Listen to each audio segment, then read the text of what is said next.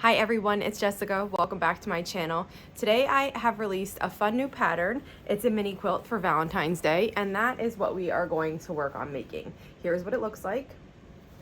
So let's get started. We're making the heart for the center of the mini quilt.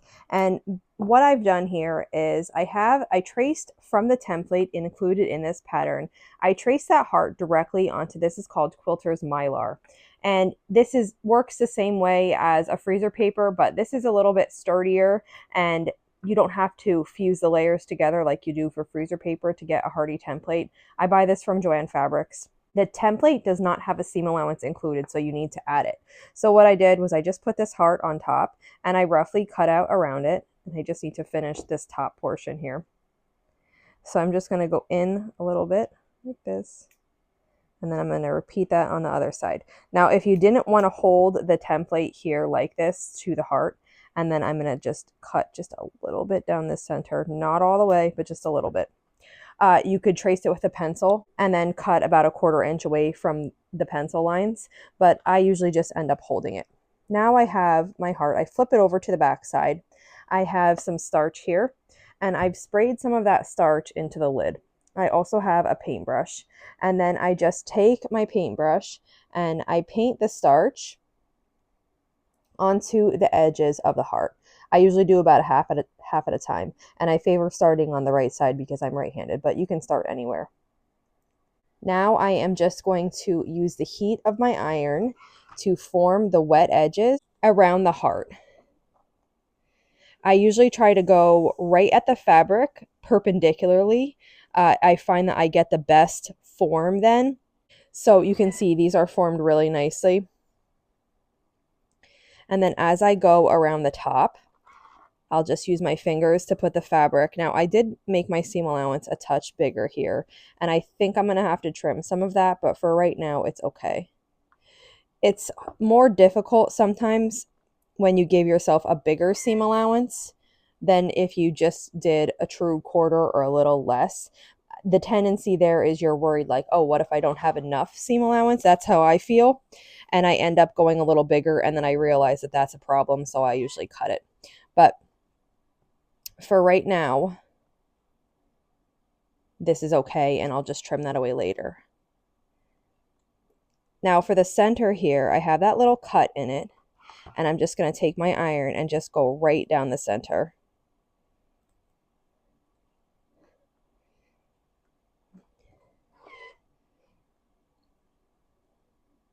And then I just continue my way around the rest of the heart, always working perpendicularly to the area that I'm pressing down.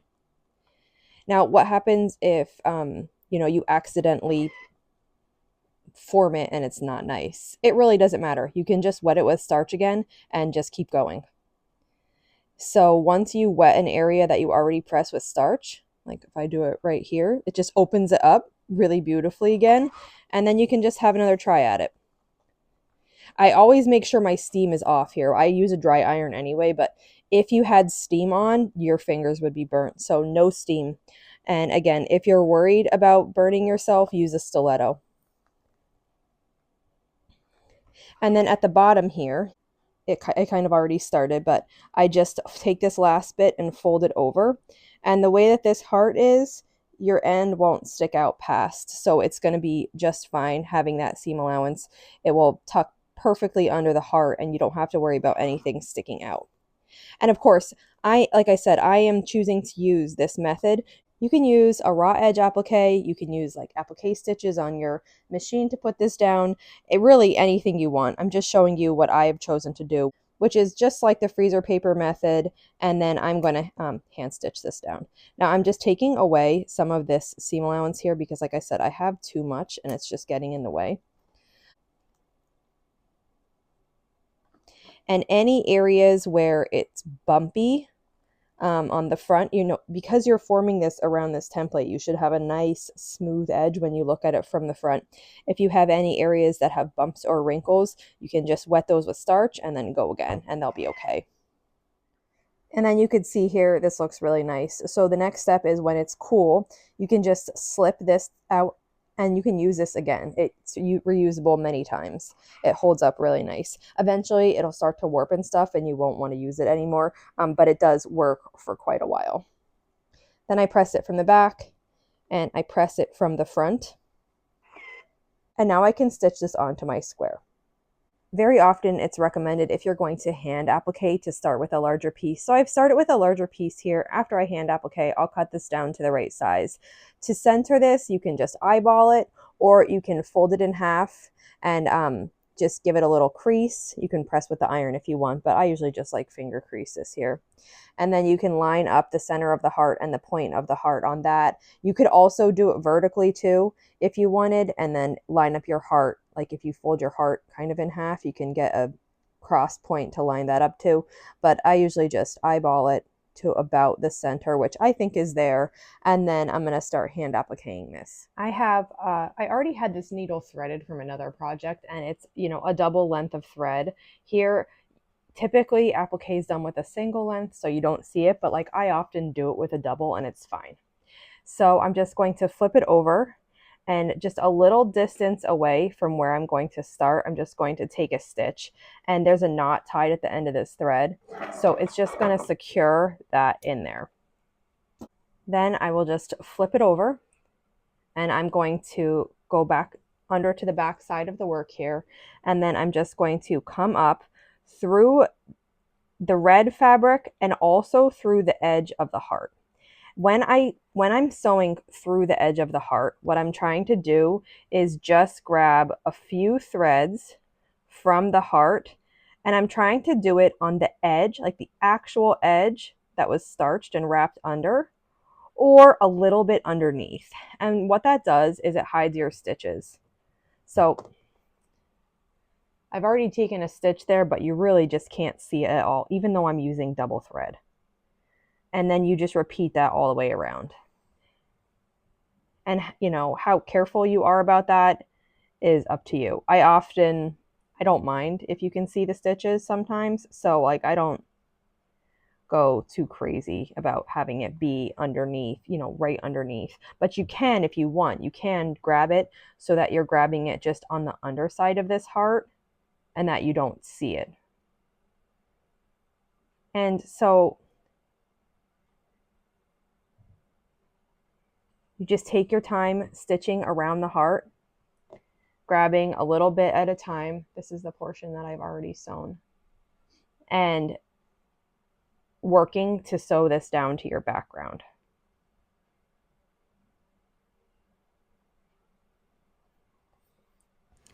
I finished stitching this on here, and the other thing that you could do to this if you used a solid white heart, or if you don't like how you can a little bit see the background peeking through, is flip it over to the back and just make sure you're pulling up the red layer here, make a little cut in it, and then cut all the way around, leaving about 1/4 of an inch from where you use hand stitched or machine sewn. That way you won't see anything behind it. It will just be the white heart.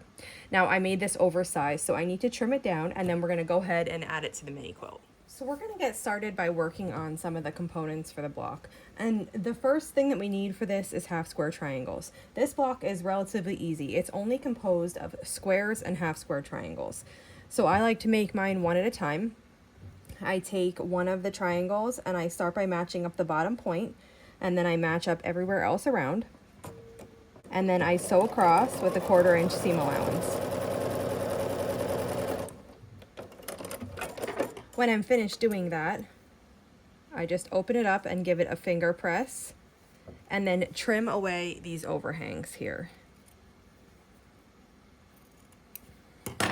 And this half square triangle is made to size and ready to use. Now I've made all the other half square triangles that we need, and we're ready to start assembling this block. And we have to do it kind of like in steps. If you were making this block by itself, you could just web piece the whole block. But we're doing it a little bit differently here. So the first thing we need to do is make a 9 patch. And we have 4 squares of red that get laid out like this. And then we have 5 pieces of white that get laid out of like this. And this part we can web piece. So I'm just going to start by putting this together vertically. match those two up and sew across. Repeat that for the middle and also the bottom.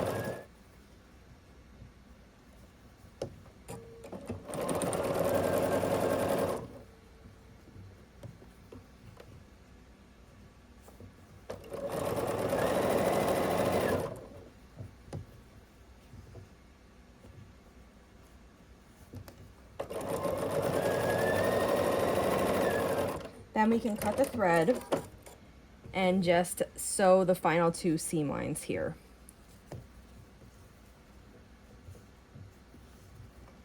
Okay, and then after we finish sewing those lines, this is what we're left with. And we're going to temporarily just set this aside. And we're going to work on the rest of our block. So we need to make these side units for the block. And I'm double checking myself every time I make these, because if you turn the half square triangle at all, it won't make the desired design. So we need 2 of these, so I'm just going to chain piece 2 of these units here. And so it's a half square triangle and a square background fabric. And then we can cut the thread, and we're going to add 1 more half square triangle to each of these. And the correct position is like this.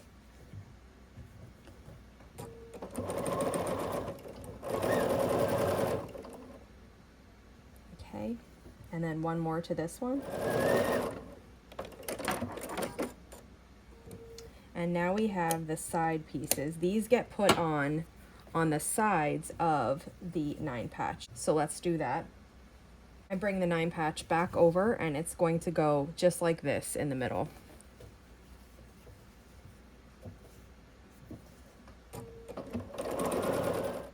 And then we'll add this one to the other side. And the final thing we need to make is a top row that's going to go across this. So let's assemble that. The top row has 5 pieces in it. It has 2 pink squares, 1 at each end. It has 1 background square in the middle, and then it has a half square triangle in between. So again, double check the pattern for the placement of this half square triangle. And we're just going to sew each of these pieces together to make a row. If I was making all of the blocks, we need 4 blocks for this mini quilt. If I was making all of them right now, I would chain piece this, but I've made the other 3 and I'm just on the final block now, so I only have the 1 to do.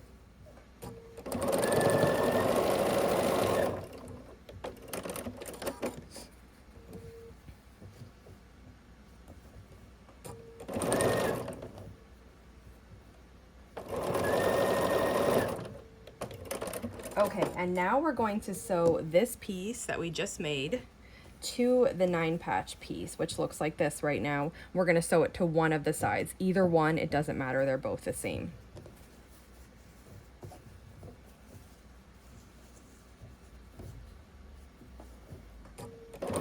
Okay, so our piece right now looks like this.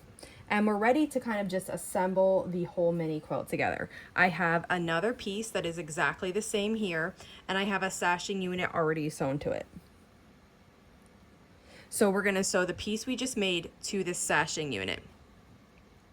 And just make sure when you're sewing this together, the top or bottom piece that we just added is matching with the other one. So right now I have them here at the bottom, and this side doesn't have one of those yet.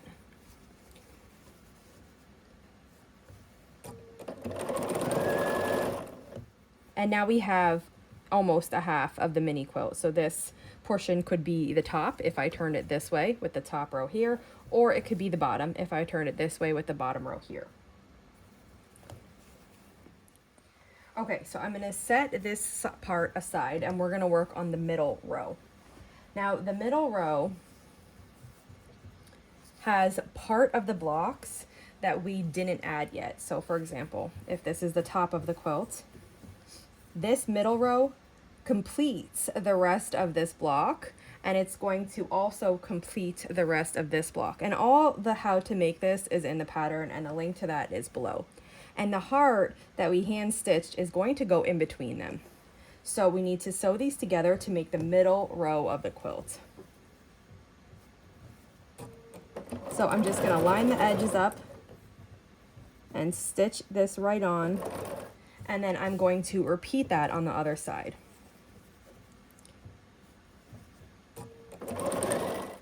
Okay, so here is what the middle row looks like. That looks so pretty.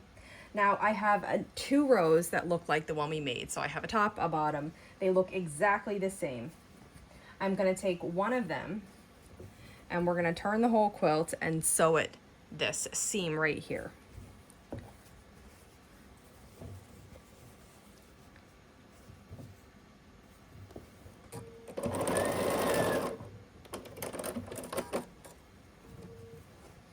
Then when we open that up, we're almost finished. We have 1 more row. So you have the other top bottom unit that you're gonna sew on below this. Okay, and here is the center of the mini quilt. It's looking so lovely. The final thing that we need to do is add the borders, and I have the borders here. So we're gonna start by sewing on the side borders, and then we're gonna sew the top and bottom on after that. Here is what the mini quilt looks like after it's pressed. I'm loving it. I did make a little mistake when I was cutting this out. I cut it a tiny bit too small. So it's gently pulling a little bit here at each corner. But I think that once it's quilted, you won't even be able to tell that. This is what I'm going to use for the binding. So I'm going to work on quilting this now, and then I'll show you it when it's finished.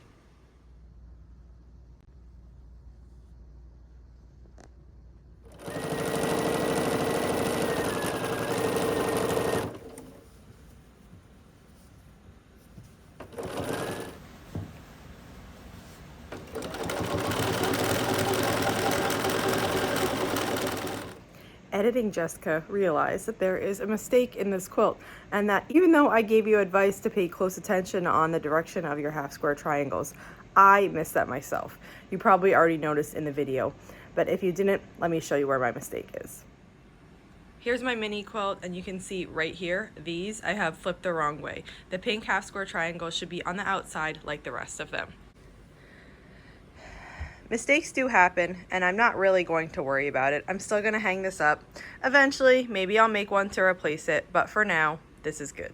Well, I'm really happy with how this mini quilt turned out. This is what it looks like, all quilted, bound, and ready to be hung. If you have any questions on this pattern or this video, just let me know, and if not, I'll see you back here soon. Thanks for following along.